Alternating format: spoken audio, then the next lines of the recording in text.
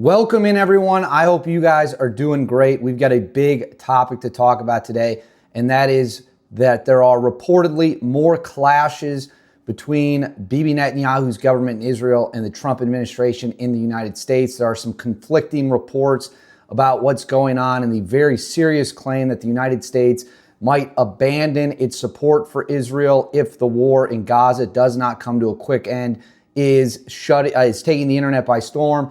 But there's also pushback on those reports, and JD Vance and a potential trip to Israel is also in the mix here. Before we get into all of that and much more, please make sure to like and subscribe. Comment below with how you think the United States should handle the Middle East and any potential support or deal for Israel amid the ongoing war in Gaza. Make sure to hit that bell so you always know when there's a new video coming. And now let's get into it. As we all know, Israel has been at war in Gaza since the October 7th, 2023 attack, when Hamas fighters, militants, terrorists, whatever word you want to use to call them, entered Israel and conducted a horrific attack. Israel responded with massive military force, and it's been going on ever since. The United States is attempting to broker some kind of peace deal, and we're also in a situation where we're trying to get a peace deal and diplomatic solution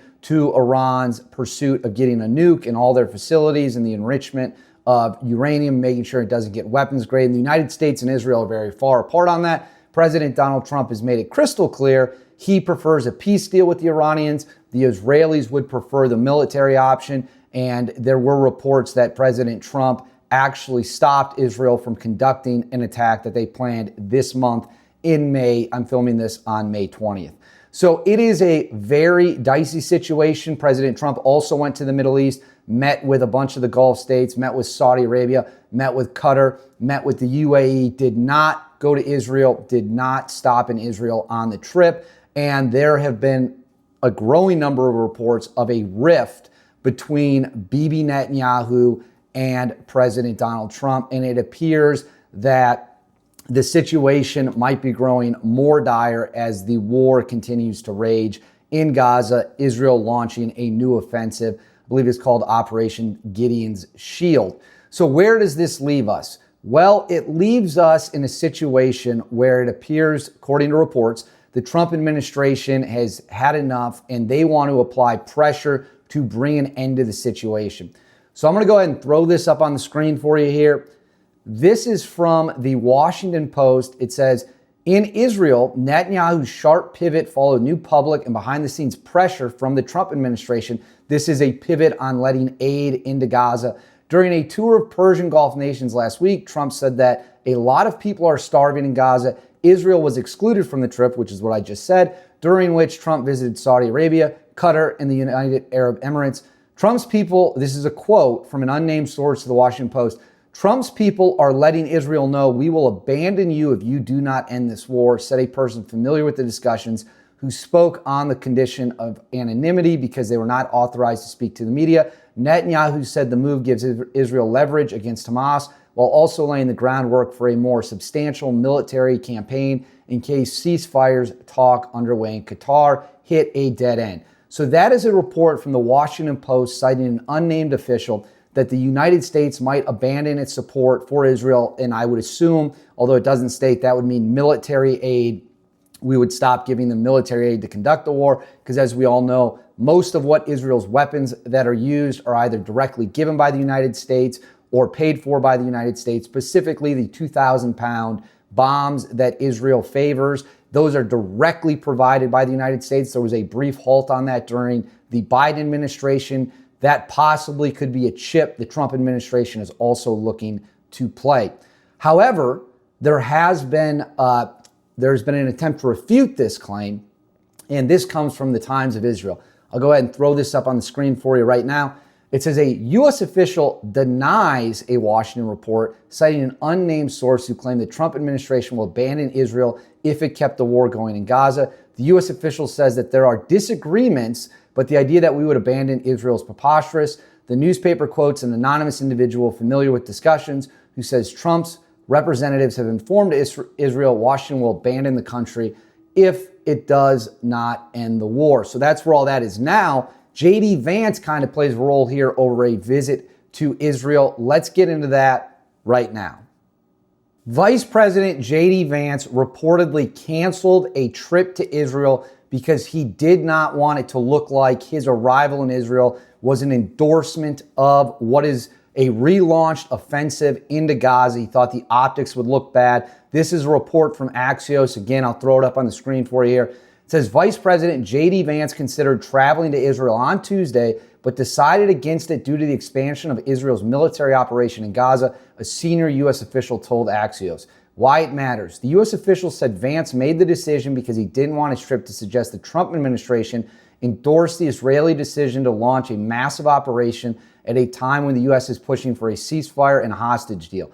Between the lines, this isn't about publicly pressuring Israel. Vance officially cited logistical reasons for passing on the visit, but his decision sheds light on how the U.S. feels about the current Israeli policy in Gaza. Prime Minister Benjamin Netanyahu has refused to sign any agreement that would end the war and has shown little flexibility in negotiations despite the urgent efforts of U.S. envoy Steve Witkoff to make a deal and stave off an Israeli operation. It's very important to also note here, this is not the first time a trip of a senior U.S. official has been called off.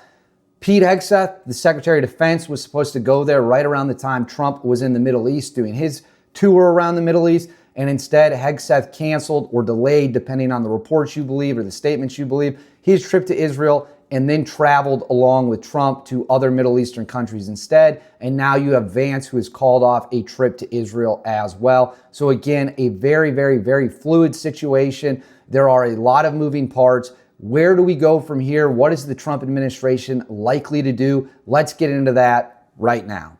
In terms of where we go from here with the United States and with Israel, again, this situation is incredibly dynamic. It is very fluid. There are a lot of moving parts, and we have reports that say one thing, then we have reports that are disputing that.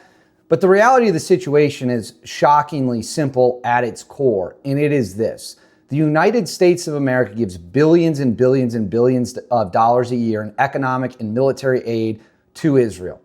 If they want that to continue, they, to some degree, have to listen to what the United States says. You're also dealing with a president in President Donald Trump, who is very well known for when he feels disrespected or he feels like he's not being listened to, he will go to great lengths to settle that score, if you will. He's been crystal clear. He wants peace in the Middle East. He wants peace in Iran, with Iran, and he wants the killing and the dying and all of that stuff in Gaza to end.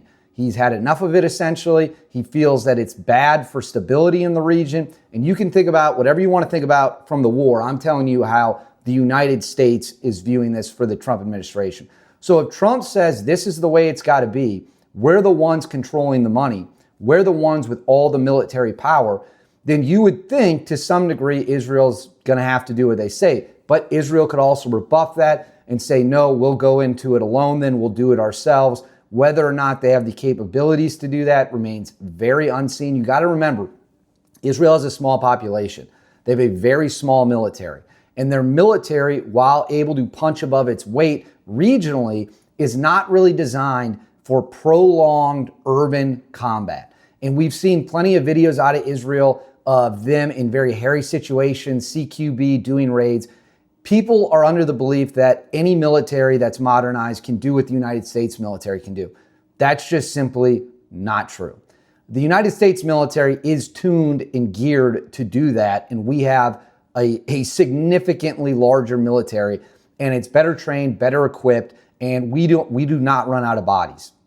There's always a pipeline of new people coming in, getting the best training and the best weapons in the world. Israel has a set number of people. Their population is not big enough to have a huge standing army, so they have to call up reservists and all that stuff. At the end of the day, money runs everything. And the United States has the money, and the United States has all the political power and all the military power. Logically speaking, that would seem to indicate that Trump will ultimately get his way with whatever pressure he decides to apply to any country in the Middle East Israel or otherwise. Could be Saudi Arabia, could be Iran, could be you name the country, the United States is more powerful than them. The war has been going on since October of 2023. It is now a renewed offensive into Gaza. Where will that take us? How long will this go? I honestly don't know. Anyone who says that they know is just not telling you the truth. No one knows. Once you get on the escalation ladder, as we all know, it is a wild and unpredictable place. But at the end of the day, Trump has more power. He's got all the control. And if the reports are true that he is applying significant pressure, then you think something is going to come together and happen. But we'll wait and see. Let me know in the comments what you think about Trump and Israel and Netanyahu. How do you think this situation should end? How do you think it'll impact negotiations with Iran? Let me know all that and more in the comments. Please make sure to like and subscribe. And as always, I'll see you all next time.